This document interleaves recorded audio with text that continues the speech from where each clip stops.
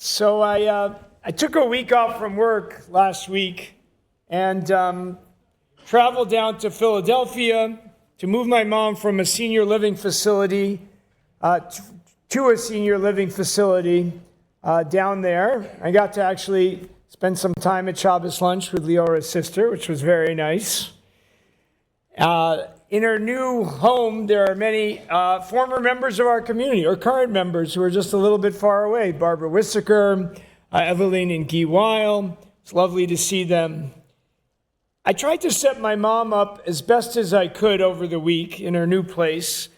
And I also tried to take her for a number of walks to get acclimated with her new space and, of course, just to walk. Now, we walked from her building, which was a few buildings away from the main building. At least we tried to, because we kept getting lost. It's a very complicated structure. The third floor is the second floor. The first floor is the third floor. It's a confusing complex, and they're under construction, so we couldn't find the dining room. But it was fine. The best walk was on Shabbat afternoon, when I decided to take her outside and have a little shortcut. Unfortunately, I didn't know my way around, and so 3/4 of a mile later, uphill, she said, "Where are you taking me?" Luckily, her walker has a seat, and so she just sat down in a slight protest. Now, we know from science that walking is healing. After I've had surgeries, my doctors say to me, go and walk as much as you can, because walking will help to heal your body. And if you know me, that means I took it very seriously, and I walked as much as I could. I took that IV pole, and I just walked all the way from the Brigham, through all the bridges. I made it to Children's Hospital. They're like, how'd you get here? I don't know. Walking is also very central in our Jewish tradition. Perhaps the rabbis knew something about science. At a funeral, we walk with the mate. We walk with the deceased to the graveside. And at the end of Shiva, the 7 days of mourning, we lift up the mourner and we walk them around the block to symbolize this next phase of their journey. There's also a wedding procession where we walk the partners to the chuppah, celebrating with them as they continue to walk and circle each other 7 times. Walking is also highlighted by our Torah. Think of our earliest spiritual ancestor who's given his first command. Avram is told, Lech Lecha. He's told to leave his birthplace, go on a very long walk. It's actually like over 2,000 miles, all the way to Haran, and eventually all the way to Canaan, to Canaan, to the land of Israel. And of course, the Israelites become a people as they walk through the parted waters of the Sea of Reeds. Now, our Torah reading, Parashat Bechukotai, contains a very complicated concept of reward and punishment, which I left only to Matan to deal with, and actually dealt with it very thoughtfully and insightfully. I'm going to pick an easier topic. The Parsha opens with these 2 verses. If you follow my laws and faithfully observe my commandments, I will grant your rains in their season, so that the earth shall yield its produce and the trees that will yield their fruit. These are the verses of blessing. Now, the Hebrew here is very interesting. It says, Im bechukotai telechu. If you literally walk in my chukim, in my laws. So the first question is, why walk? It would be much simpler to do what the second half of the verse says, which is, Ved mitzvotai tishmeru, and my commandments you shall observe. Right? We observe God's commandments. Why would we walk in these chukim, in these other kinds of commandments? And so we have observing, fulfilling, and then we have this other verb of walking. Now, of course, they're synonyms in their overall meaning, but there are these subtle differences. If we look at the verse even more closely, we see the two different kinds of traditions that the Torah is speaking about. We have mitzvot, commandments that we're pretty familiar with, that word, and then we have a chok, or chukim, which is kind of a subset of the commandments and would translate maybe best as a rule. Now, the tradition likes to categorize things. So mitzvot are commandments that you can come up with an explanation, a rational explanation for, like don't murder. That should be kind of obvious. Or don't lie about business records to hush up payments. Should be obvious. But a chok, a rule, is not so obvious. There's a famous case of it, you might know it. It is the parah adumah, the red heifer. What do we do with the red heifer? We take its ashes, sprinkle it on someone who's impure, and then they become pure. And the person who does the sprinkling, who was pure, is now impure. I didn't come up with this. There isn't any intrinsic logic. That's a chok. That's a rule. We learn that we should walk in a chok. In essence, that we should follow what's not so simple, what's hard to understand.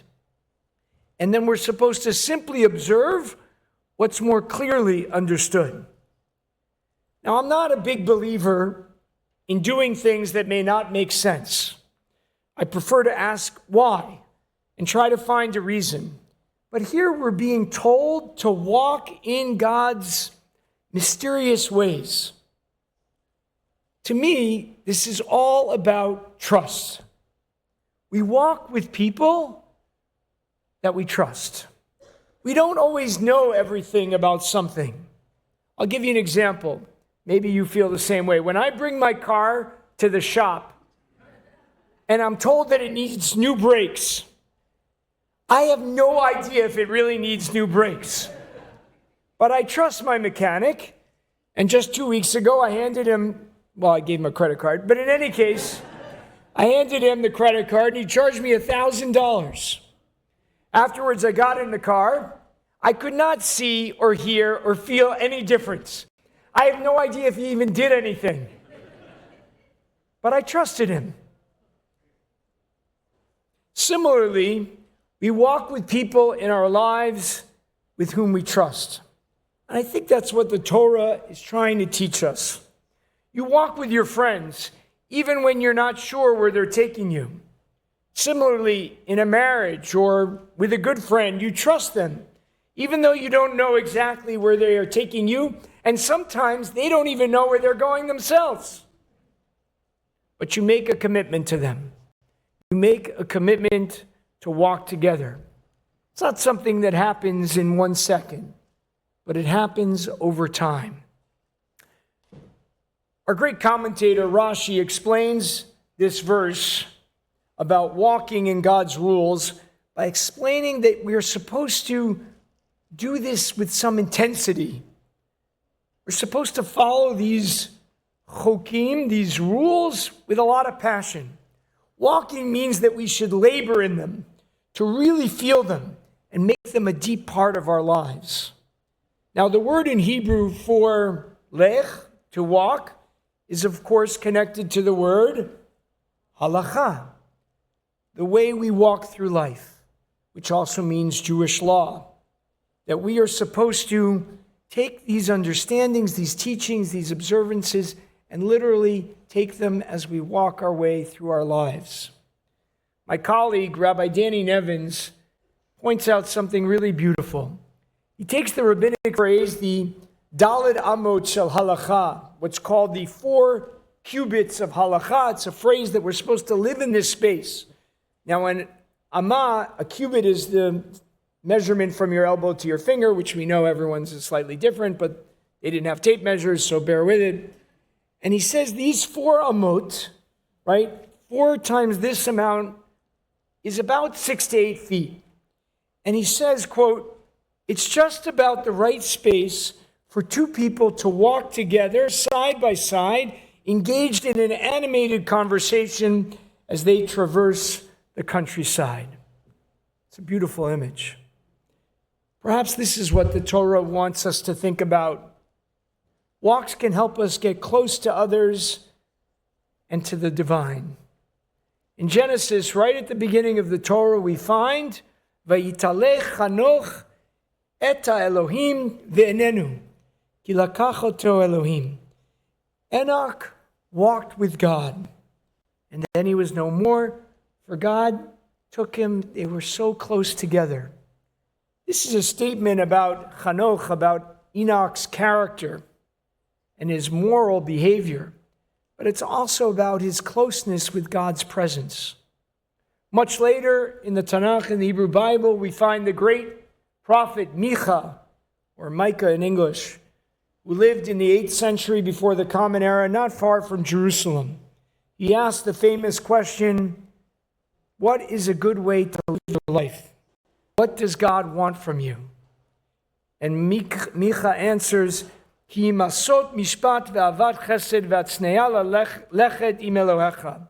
Only to do justice, to love goodness, and to walk modestly with your God. This is a very powerful way to live your life. It's not just about justice and morality, but it's about how you walk, how you actually walk through your life. That's critical. We try not to take up too much space, walking with a sense of humility, the realization that each one of us is imperfect, that we all make mistakes, and we can acknowledge them. A fundamental lack of arrogance is something that is surely needed in our world today. As I walked last Shabbat in Philadelphia, and hopefully go for a walk this afternoon with my family, I offer you this teaching. As we all walk through our lives, our weeks, our days, even in these challenging times, we should remember that we're not walking alone, that trustworthy people are holding our hands and walking with us, and God is always walking with us, helping us to live lives of purpose, lives of meaning, lives of righteousness. May we all walk in God's ways, and let us say, Amen.